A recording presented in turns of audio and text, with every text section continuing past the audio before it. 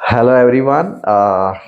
आज हम फिर आपके साथ एक नई टॉपिक पे टॉपिक जनरल मार्केट आउटलुक दिसंबर 2025। क्या चल रहा है मार्केट में? हो क्या रहा है मार्केट में? बहुत लोग कंफ्यूज है सर। पिछला एक साल हो गया, मार्केट तो वहीं का वहीं है, हमारे तो पैसे बने नहीं।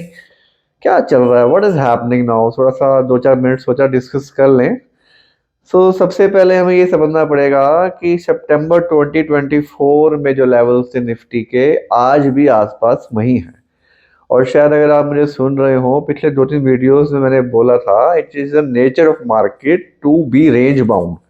रेंज बाउंड में रहना मार्केट का एक स्वभाव है। अगर वो ज़्यादा बढ़ जाता है कई बार, तो उसको रेंज बाउंड में रहना उसका एक स्वभाव है। और ये अच्छा है इन्वेस्टर्स के लिए कि वो ज़्यादा शार्पली ना गिरे और एक रेंज बाउंड में रहे। पिछले 14 महीनों से हम एक रेंज बाउंड में हैं। और बल्कि मैं कहूंगा कि मिड एंड स्मॉल कैप, तो स्मॉल कैप पे पिछले एक साल की इंडेक्स 10% डाउन है। और स्टॉक तो शायद 20, 30, 40% भी डाउन है। और अगर आप मेरा वीडियो रेगुलरली सुन रहे हो, तो मैं शुरू से ही पिछले एक साल से कह रहा था कि स्मॉल कैप्स महंगे लगते हैं। तो अभी भी मैं उस पर कायम हूँ। अभी भी बहुत सारे स्मॉल कैप्स जो हैं वो अपनी एवरेज वैल्यूएशन से ऊपर चल रहे हैं। आई थिंक इंडेक्स ही अपनी एवरेज वैल्यूएशन से अभी भी 15 से 20% ऊपर है अकॉर्डिंग टू माय एनालिसिस। ठीक है जी। सो स्ट्रेच वैल्यूएशन, ठीक है ना, जियो पॉलिटिकल इशूज एंड एफआईज की लगातार सेलिंग से बाजार एक सीमित दायरे में है। ठीक है ना, जहां था आज भी वही है बाजार पिछले 14 महीनों से। हालांकि निफ्टी एटलीस्ट इतना नहीं गिरा, 26,200 था पिछले सितंबर 2014 में। और अब लगभग 26,000 के आसपास घूम रहा है। तो हम कह सकते हैं at least flat kind of return for last 1 year. अब हमारी शक्ति क्या है? ये तो हो गई, तो दिक्कतें आ गई थी पीछे कि जियोपॉलिटिकल हुआ, वॉर देख रहे हैं आप, लगातार दिक्कत में आ रही है। हमारी करेंसीज देखो आप, जब डॉलर जो प्रॉब्लम आई है, वो ट्रेड टैरिफ्स की जो प्रॉब्लम चल रही है, तो बहुत सारे इश्यूज रनिंग ऑन। फिर भी मैं कहूँगा कि वी आर ब्लेस्ड कि हम एटलीस्ट इतना नहीं गिरे हैं। ठीक है ना, हाँ बड़े नहीं है बट इतना गिरे नहीं है। बट जो इन्वेस्टर्स पिछले 4-5 साल से एसआईपी कर रहे हैं, उनको कोई प्रॉब्लम आई थिंक है नहीं इतनी। ठीक है ना, प्रॉब्लम उन्हीं को है जो पिछले एक साल से आए हैं। बट आई थिंक जो एसआईपी कर रहा है और शुरू में बाजार नीचे आता है, तो उसके लिए ब्लेसिंग इन डिसगाइज है, उसको नीचे यूनिट्स मिल रहे हैं अपने। ये चीज एक सिंपल मैथ समझिए। जब हम, हमारा गोल तो आगे के लिए है। अगर हम हमें अभी बाजार गिर गया शुरू में, तो हमें हर महीने कम दाम में यूनिट्स मिल रहे हैं, तो ये ब्लेसिंग इन डिसगाइज है, राइट।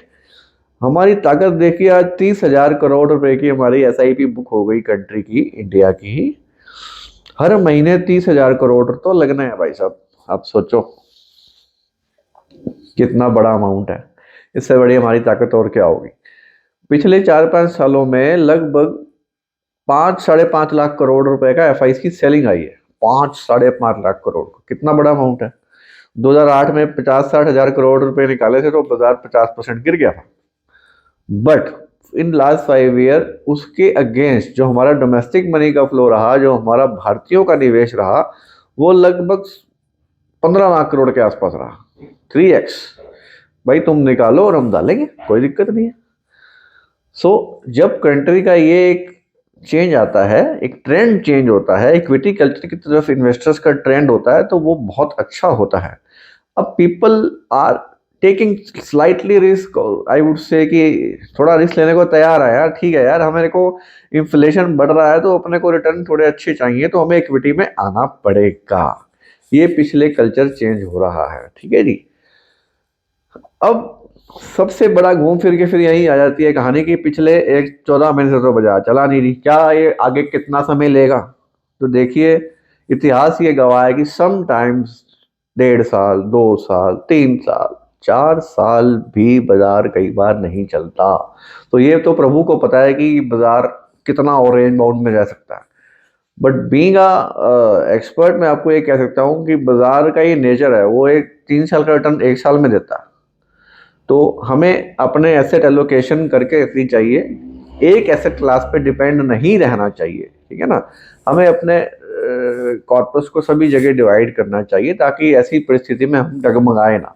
इक्विटी में हमें वही पोर्शन रखना चाहिए जो हमें 7 8 10 साल नहीं चाहिए। मैं हर वीडियो में यही बात कहता हूँ, इक्विटी में पहला नियम यही है कि लंबे समय का निवेश है। It's a very long term asset class. चांदी ने 50 साल के बाद $50 का आज स्तर तोड़ा है। लोग कह रहे हैं कि चांदी बहुत बढ़ गई, चांदी बहुत बढ़ गई। 50 साल के बाद $50 क्रॉस हुआ है, आज $60 के आसपास है। ठीक है ना। So it takes time. Investment, आपका पैसा ऐसे नहीं बन जाता। तो बस थोड़ा सा ये डिस्कस करना था कि घबराए नहीं। 14 महीने हुए हैं, एसआईपी में कोई हमारे को दिक्कत वाली बात होनी नहीं चाहिए हमारे निवेशकों को। और आप बने रहे अपनी एसेट क्लासिफिकेशन के साथ, और अपने investment adviser, financial consultant adviser से सलाह लेते रहे। दिस इज नॉट एनी, ये वीडियो सिर्फ एक एजुकेशन पर्पस के लिए था। डिस्क्लेमर, इसमें कोई प्रकार की कोई इन्वेस्टमेंट एडवाइस ना कभी आज तक हुई है और ना कभी है। So thank you very much, take care, good bye.